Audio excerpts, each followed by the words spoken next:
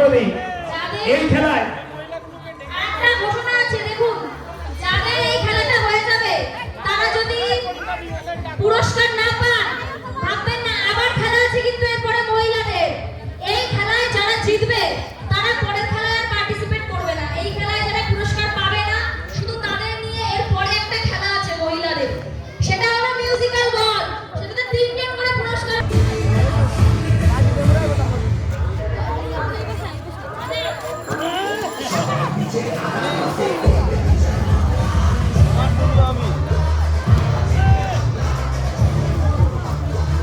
আমরা কিন্তু অন্যান্য জায়গায় খেলতে গিয়ে কি